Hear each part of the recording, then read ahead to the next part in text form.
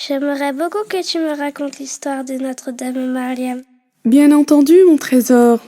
S'il te plaît, raconte-moi l'histoire de Notre-Dame Mariam. As-tu seulement fini toutes tes leçons? Oui, j'ai terminé. Très bien. Alors si tu as fini tes leçons, brossé tes dents, as-tu seulement pensé à réciter tes invocations de protection? Oui, j'ai récité Surat Al-Falaq et Surat An-Nas. Masha'Allah, Masha'Allah, Allahu yahfazuki. Ceci est une très belle habitude, car ces récitations sont une véritable forteresse et une cause de préservation contre toute nuisance, Inch'Allah. Mais avant d'entamer l'histoire de Notre-Dame Mariam, j'aimerais tout de même te rappeler quelques informations utiles concernant les prophètes. Les meilleurs de toutes les créatures que Allah a créées sont les prophètes. Ils sont tous beaux, intelligents, éloquents, ont de très belles voix, ils sont honnêtes, ils ne mentent jamais, ils ne trahissent pas, ne sont pas vulgaires, ne commettent pas de grands péchés, ni de péchés comportant une bassesse de caractère. Et comme l'a dit notre maître Mohammed, sallallahu alayhi wa sallam, الأنبياء إخوة لعلات دينهم واحد وأمهاتهم شتى, qui veut dire les prophètes sont-elles des frères de même père et de mères différentes. Ils ont une même religion, l'islam, et tous les prophètes, du premier d'entre eux, Adam, jusqu'au dernier d'entre eux, Mohammed, que Dieu les honore et les élève davantage en degrés, sont musulmans. Ils n'ont pas une autre religion que l'islam. Dieu les a tous envoyés pour appeler les gens à l'adorer. Ils ont tous dit « Adorez Dieu, obéissez-lui et ne lui attribuez aucun associé. » Les musulmans n'adorent que Allah, mais ils aiment beaucoup les prophètes. Nous croyons que le meilleur des prophètes est Mohammed sallallahu alayhi wa sallam.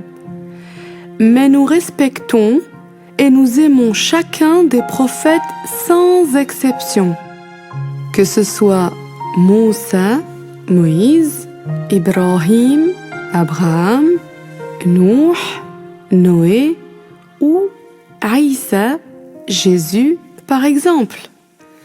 Allah a révélé dans le Coran au sujet des prophètes وَكُلًّا فَضَّلْنَا عَلَى الْعَالَمِينَ, ce qui a pour sens et nous leur avons tous accordé un mérite sur le reste de la création. Les prophètes ne sont que des hommes. Il n'existe donc pas de femmes prophètes. Après les prophètes, les meilleurs des gens sont les saints. Et qui sont donc les saints? Le saint, c'est un homme ou une femme qui accomplit ce que Dieu lui a ordonné de faire et évite ce qui lui a interdit. De plus, il persévère sur les actes surérogatoires, c'est-à-dire des actes qui ne sont pas obligatoires, mais qui font gagner des récompenses à celui qui les fait. Le musulman ne croit pas que les saints sont meilleurs que les prophètes. Non, non, non. N'importe quel prophète est meilleur que n'importe quel saint. Justement, Mariam, la mère du prophète Aïssa, Jésus, était une sainte et c'était une femme pieuse, vertueuse. Elle est aussi la meilleure des femmes de toute l'humanité. Elle a atteint ce haut degré parce qu'elle avait suivi correctement notre maître Zacharia, qui était le prophète de son époque et aussi le mari de sa sœur. Après la naissance de Notre-Dame Maryam, alayha salam, c'est notre maître Zacharia qui l'a prise en charge pour l'éduquer et lui enseigner la science de la religion ainsi que le bon comportement. Notre maître Zacharia, alayhi salam, lui a construit un endroit dans la mosquée dans lequel elle s'isolait pour adorer Allah Ta'ala. Comme Notre-Dame Maryam était une sainte, Allah Ta'ala lui a accordé des karamat. Les karamat sont des prodiges. Le prodige est une chose extraordinaire que Allah accorde aux saints. Les saints ne créent pas leurs prodiges, tout comme les prophètes ne créent pas leurs miracles. C'est Allah, le créateur de toutes les choses, et il est le seul à pouvoir faire exister quelque chose qui n'existait pas. Est-ce que tu peux me raconter un prodige de Notre-Dame Maryam? Un exemple de prodige qui est arrivé à Notre-Dame Maryam, alayha salam, c'est ce que Allah nous apprend dans le Coran, que lorsque notre maître Zacharia, alayhi salam, venait la voir dans cet endroit qu'il lui avait construit pour y accomplir des actes d'adoration, il trouvait auprès d'elle des fruits d'hiver alors qu'on était en plein été et des fruits d'été alors qu'on était en plein hiver. Ah oui? Ceci est un prodige et prouve que Notre-Dame Maryam était véritablement une sainte. Un jour, l'ange Jibril alayhi salam est venu à Notre-Dame Maryam. C'était le jour le plus long et le plus chaud de l'année. Maryam alayha salam était sortie pour ramener de l'eau pour ses besoins. Elle avait à ce moment-là 15 ans. C'est tout? Tandis qu'elle était en train de remplir son récipient, notre maître Jibril alayhi salam lui est apparu. Il était accompagné d'un grand groupe d'anges. Notre maître Jibril lui est apparu avec l'aspect d'un jeune homme qui avait un beau visage. Il était vêtu de blanc. En effet, il est possible qu'un ange prenne l'apparence d'un homme très beau et qu'un être humain le voie. Mais en réalité, les anges ne sont ni mâles ni femelles. Ils ont été créés à partir de la lumière. Ils ne mangent pas, ils ne boivent pas, ils ne dorment pas, ils ne se fatiguent pas et ils ne se reproduisent pas, c'est-à-dire qu'ils ne font pas d'enfants. Ce sont des corps impalpables. Il existe des corps palpables et des corps impalpables. Les corps palpables sont les corps que l'on peut saisir avec la main, comme par exemple les pierres, les arbres ou les êtres humains. Et les corps impalpables sont les corps que l'on ne peut pas saisir avec la main, comme par exemple le vent qui souffle, la lumière du soleil ou les anges. Allah est le créateur des corps palpables et aussi des corps impalpables. Et Allah, ce n'est ni un corps palpable, ni un corps impalpable. Comme tu le sais, mon cher enfant, Allah n'a absolument aucune ressemblance avec ses créatures. Puisqu'il dit dans le Coran, à son sujet, « Laysa kamithlihi shay », c'est-à-dire « rien n'est tel que lui ». Rien n'est tel que lui. Reprenons maintenant, si tu veux bien, l'histoire de Notre-Dame Maryam alayha salam. L'ange Jibril lui était donc apparu sous l'apparence d'un très bel homme vêtu de blanc. Il se peut qu'un ange prenne l'apparence d'un bel homme, mais sans sexe. Tout comme cela est arrivé à notre maître Muhammad alayhi salatu wassalam, lorsque Jibril est apparu sous l'apparence d'un bel homme vêtu de blanc, afin d'enseigner aux compagnons du prophète ce qu'est la foi de l'islam. Maryam alayha salam ne l'a pas reconnu. Elle n'a pas su que c'était Jibril. Elle pensait que c'était quelqu'un qui lui voulait du mal. Alors Jibril lui a apaisé le cœur afin que sa crainte et sa peur s'en aillent. Il lui a annoncé la bonne nouvelle qu'il était envoyé de la part de Allah pour elle et qu'elle allait accoucher d'un enfant qui était destiné à devenir prophète. Cet enfant était Isa alayhi salam, qui est Jésus. Quand Maryam a entendu cela de la part de Jibril, elle s'est étonnée de cette nouvelle, elle qui n'avait pas de mari. Elle l'a interrogé. Comment pouvait-elle avoir un garçon alors qu'aucun homme ne l'avait touché? Jibril alayhi salam lui a dit que Allah est sur toute chose tout-puissant.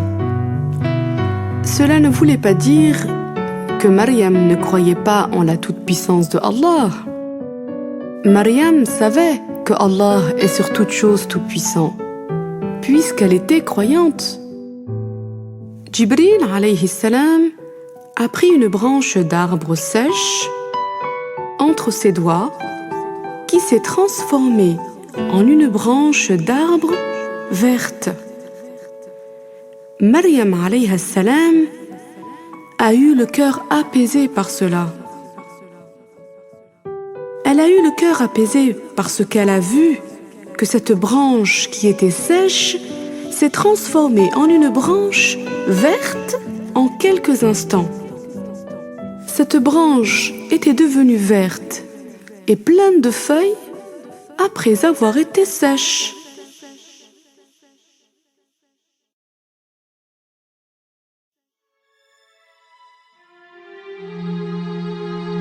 Par la suite, Jibril alayhi salam a soufflé par ordre de Allah vers le haut de la chemise de Notre-Dame Maryam alayha salam.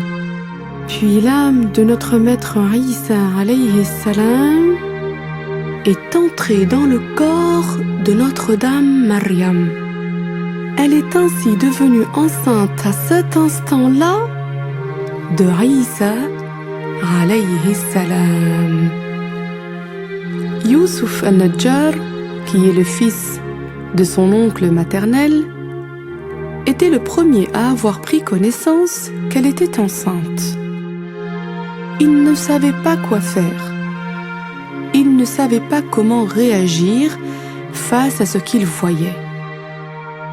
Parce qu'il savait bien qu'elle était pieuse, vertueuse, que c'était une sainte. Comme il savait qu'elle était vertueuse, il ne voulait pas l'accuser de mal. Il ne savait pas quoi faire parce qu'il voyait bien que son ventre avait grossi. Quand il ne pouvait plus se contenir, il lui en parla. Alors, Maryam alayha salam lui dit « Qul qawlan jamilan » c'est-à-dire « dis de belles paroles ». Il lui dit « Dis-moi, Maryam, est-ce que des plantes auraient poussé sans graines ?» Lui préparait ce qu'il voulait lui dire, et c'est pour cela qu'il lui a posé ainsi la question. Elle lui dit « Oui, n'as-tu pas su que Allah Azza wa Jal a fait pousser les premiers arbres sans graines ?» Lorsque Youssouf al-Najjar a entendu cela, il a répondu « Bien sûr que oui. » Puis il lui dit « Est-ce qu'il y aurait un fils sans père ?» Elle lui répondit « Oui. »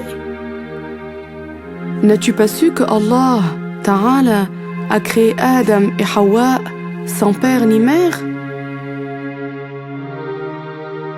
Quand elle lui a rappelé ce qui est parvenu au sujet de Adam et de Hawa. Il lui dit alors: mais alors, celui qui est dans ton ventre, qui est son père? Maryam alayha salam répondit: c'est un don que mon Seigneur m'a accordé, et son exemple est comme celui de Adam. C'est ainsi que Notre-Dame Maryam alayha salam répondit à son cousin: ainsi, tout comme Allah a créé Adam, le premier des hommes et le premier des prophètes, sans père ni mère, il l'a créé de terre, Isa alayhi salam, lui, a été créé sans père. Youssouf a alors été étonné et surpris de ce qu'il venait d'entendre. Il partit donc voir notre maître Zakaria alayhi salam. Il lui parla de ce qu'il avait vu et de ce qui s'était passé devant lui. C'est alors que notre maître Zakaria alayhi salam a été tourmenté en raison de ce qu'il craignait des paroles des pervers parmi les fils d'Israël. Il prit peur pour Notre-Dame Maryam alayha salam de ceux qui allaient porter atteinte à son honneur. Il craignait pour elle que les gens ne l'accusent à tort de fornication et d'avoir mis au monde un enfant avec un homme hors mariage, alors que Maryam était une femme pure et vertueuse. Lorsque son cousin, Youssouf al-Najjar, avait vu que son teint avait pâli, que son ventre avait poussé et qu'elle s'était retrouvée affaiblie, il prit en charge le service de la mosquée pour lui éviter tout travail et toute fatigue. Maryam alayha salam, avant cela, se chargeait du service de la mosquée. En effet, lorsqu'elle était enceinte de Maryam alayha salam, sa mère ne savait pas qu'elle allait mettre au monde une fille. Elle avait fait le vœu que l'enfant qu'elle porterait serait au service de la mosquée. Et quand elle a accouché, il s'est avéré que c'était une fille. Il s'agissait bien de Maryam alayha salam. Malgré cela, elle la consacra pour le service de la mosquée. Quelques mois plus tard, la sœur de Maryam, qui était également l'épouse de notre maître Zakaria, est venue lui rendre visite. Quand elle l'a prise entre ses bras pour la serrer contre elle, elle sentit qu'elle était enceinte. Maryam lui expliqua ce qui lui était arrivé. Quand sa sœur a su que Maryam était enceinte, elle l'a mis dans la confidence car elle aussi était enceinte. Elle portait un enfant du nom de Yahya, qui était de 3 mois plus âgé que notre maître Isa alayhi salam. Yahya et Isa étaient des cousins maternels. Yahya, qui était un prophète, était le fils de Zakaria alayhi salam. Yahya et Isa étaient des cousins maternels et leurs mères étaient des sœurs. Notre maître Yahya était donc plus âgé que Isa alayhi salam de 3 mois. Lorsque Maryam a senti que son ventre bougeait, elle s'est installée dans un endroit éloigné au bout de la vallée qui est Bethléem, Baytul Lahm. Elle s'était éloignée de Jérusalem pour aller à Bethléem pour éviter les calomnies et les mauvaises paroles de son peuple. Elle s'était éloignée pour éviter les accusations de son peuple qui allaient parler d'elle en disant qu'elle allait donner naissance sans avoir de mari. Quand Maryam alayha salam avait senti proche l'heure de l'accouchement, elle cherchait quelque chose sur laquelle s'appuyer pour s'accrocher à elle, comme c'est l'habitude des femmes enceintes lorsque les douleurs d'accouchement deviennent plus difficiles. Elle a alors pris entre ses mains le tronc d'un palmier. C'était un tronc de palmier qui était coupé et qui était sec. il n'y avait pas de branches sur ce palmier. L'ange Jibril alayhi salam est venu à elle et lui a dit de ne pas être triste. Auprès de ce tronc de palmier sec auquel Maryam s'était adossée, il y avait une rivière. Sauf que cette rivière s'était retrouvée asséchée. Il n'y avait plus d'eau. L'ange Jibril alayhi salam a donné un coup à cette rivière et l'eau douce est apparue. Lorsqu'elle voulait boire, elle buvait de cette eau qui était douce et fraîche. Et lorsqu'elle voulait utiliser cette eau pour autre chose, elle devenait tiède. Tout cela par honneur pour Notre-Dame Maryam alayha salam et pour celui qui était dans son ventre. Par honneur pour elle, car elle était une femme sainte, une vertueuse, et par honneur pour Isa alayhi salam, lui qui fait partie des 5 meilleurs prophètes. L'ange Jibril alayhi salam a dit à Notre-Dame Maryam de secouer le tronc de palmier qui était sec. Quand elle a secoué ce tronc de palmier qui était sec, elle a levé le regard vers le haut de ce tronc. Des palmes du palmier sont apparues. Elle a vu que des fruits avaient surgi d'entre les palmes. Puis ces fruits étaient devenus verts. Ensuite, ils sont devenus rouges jusqu'à devenir des dattes fraîches.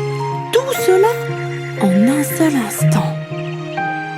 Allah tabaraka wa ta'ala a fait que ces dattes fraîches et tendres tombent à portée de main. L'ange Jibril alayhi salam lui a dit que Allah lui a ordonné de ne parler à personne qui lui poserait des questions au sujet de son enfant et de montrer son fils à ce moment-là. Il lui a ordonné cela afin qu'elle n'éprouve plus de honte et que la preuve soit donnée et qu'elle soit enfin innocentée. Ainsi était né Isa al-Masih alayhi salam. Alayhi salam. Voilà pour ce soir.